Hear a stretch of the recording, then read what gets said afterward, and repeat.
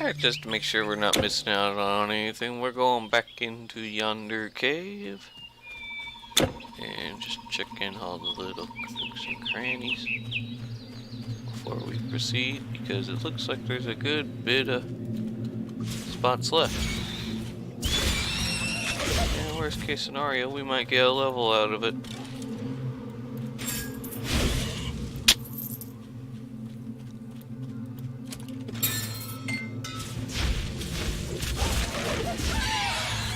We're certainly getting some loot, if nothing else.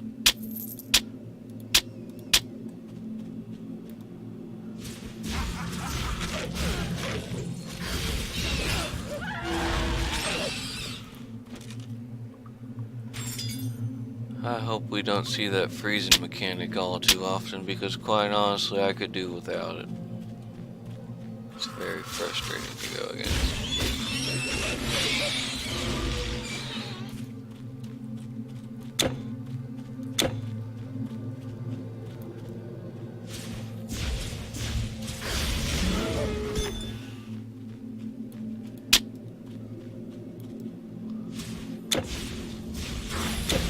I do find it kind of funny, to be honest, that upon hearing that there's a giant Yeti, our character doesn't, think, oh, that's neat, or, okay, what about it? No, his first thought isn't to check if there's a bounty or anything. It's just, I'm going to kill it. No apparent motivation beyond you eventually run into the thing. You would think, provided the fact that we've come across some monsters that are actually benevolent in nature, that he might have some, thoughts on the matter. But no, he just hears that there's a really big one, people are scared of it because it's big, and he goes, ooh, that'll give you some experience. And honestly, I just find it hilarious. Like, no one really offered anything, just mentioned they existed. And our guy just goes for it. You have to fight it anyway just because the thing's in your way, but the character doesn't really know that until they come across it. Okay, it looks like that was it, I think.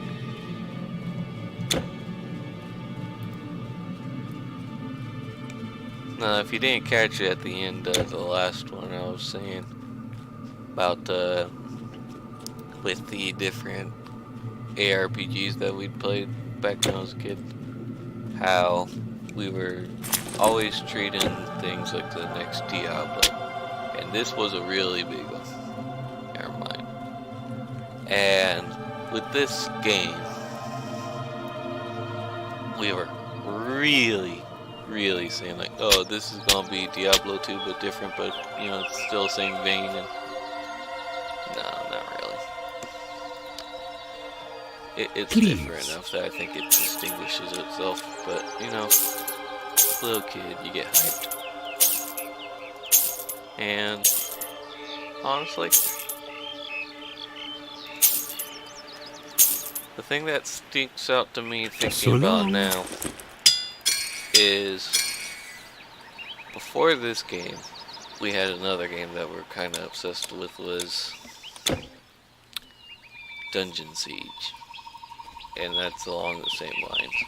It's a bit less crawly, but it's an ARPG like this.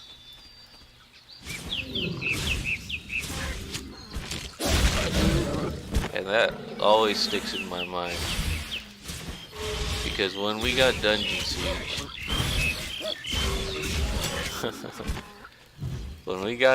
Siege, we opened up the box before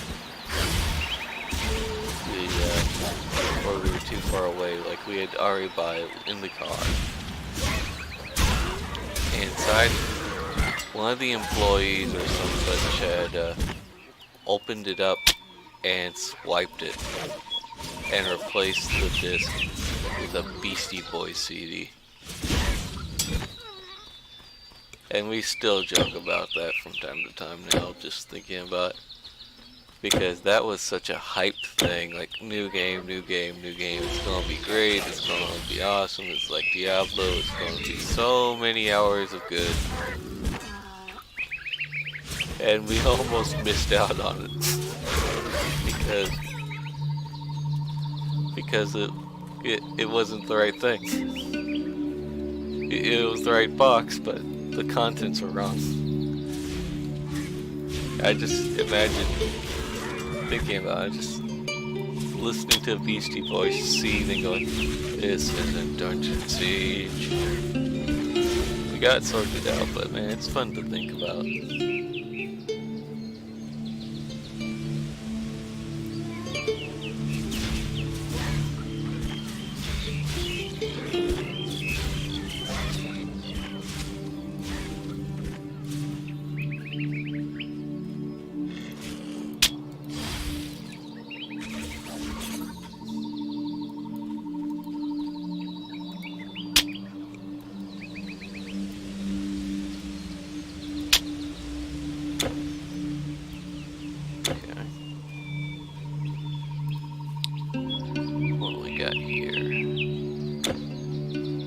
I can tell we don't actually have any directives beyond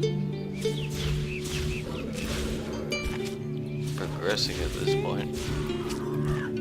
There might be some quests that I'm missing out on here or something, I don't know.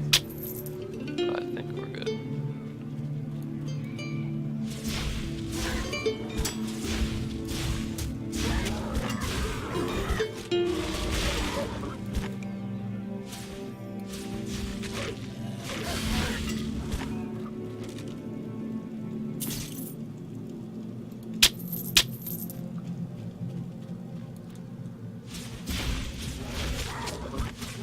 Sometimes you come across quests like in the middle and they're kind of resolved before you realize that they're quests.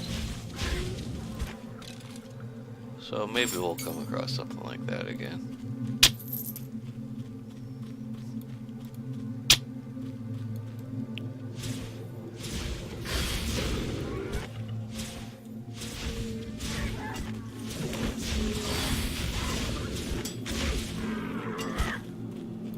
I figure only time will tell, though.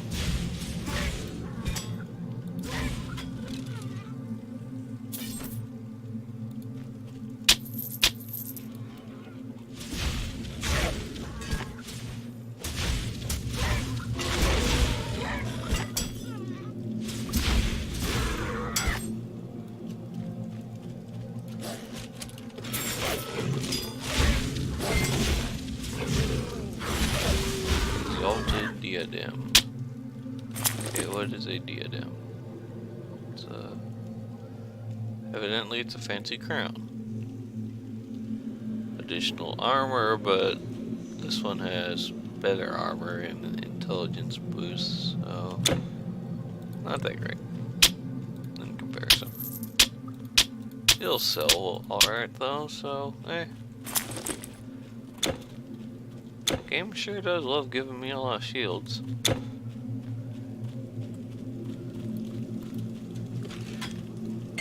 That's one of those things that, if I'll be completely honest, when I first came across the concept, I didn't care for it. But going back to these kind of games, I'd kind of miss is individualized loot tables, so that you only came across items that were relevant to your build and things of that nature. It'd be kind of hard to do in a game like this where, while there are classes, they're technically not selected from the start.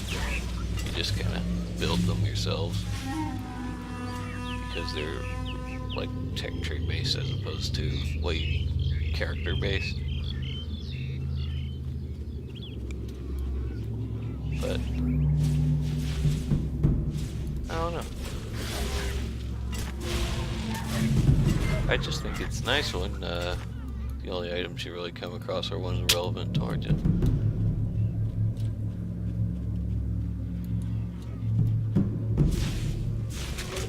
I can see it either way, honestly, because on one hand, who's the one to decide that? Maybe I do want heavy armor and like mage robes and stuff.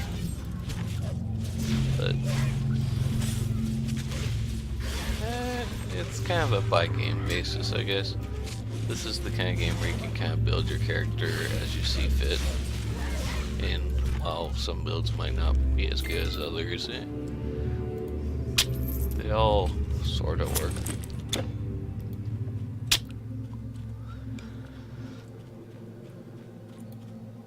I think, yeah, we haven't really come across too many rooms with random pots in them in a while. It's cool to see that tradition return. They were all over the place in Egypt for some reason. Kantai Mountain. Or Khan Valley. Or Khan? Like, as in like... Huh. That's neat. Assuming I'm not making up some association in my head.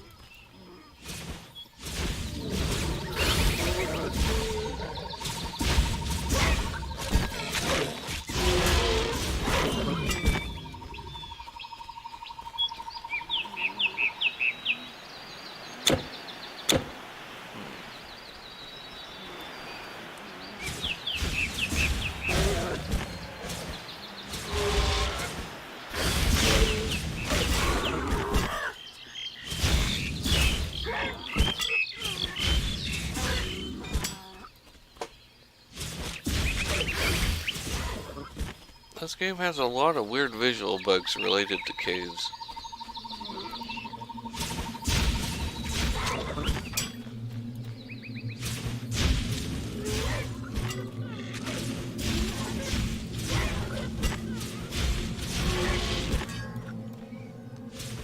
Well, that was walk through the pillar.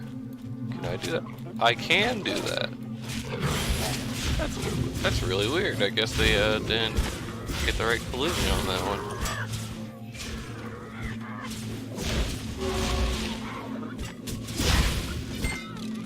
That's a map error. Diogenes diagram. Less intelligence, less armor, less energy. Better energy regen, but negligibly so. The game really wants me to wear one of these hats, but it's not giving me any good reason to.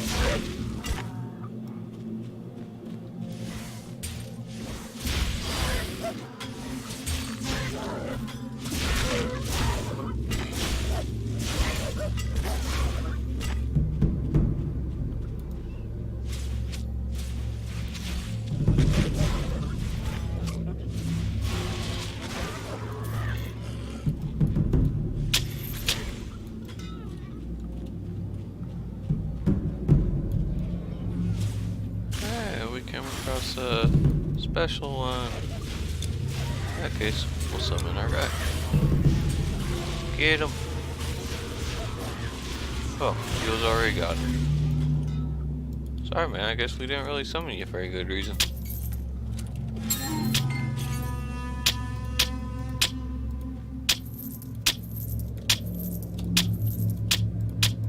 Can I unsummon you?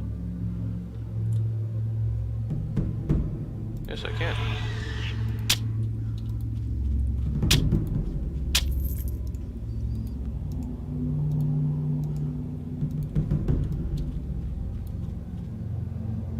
Okay.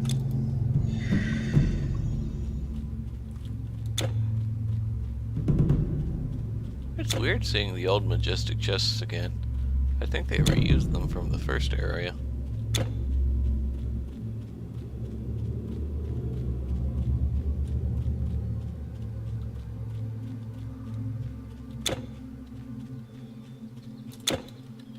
Whatever. Got an inventory to sort out, so I'm gonna stop this one here. I hope y'all have yourselves a good one, and, you know.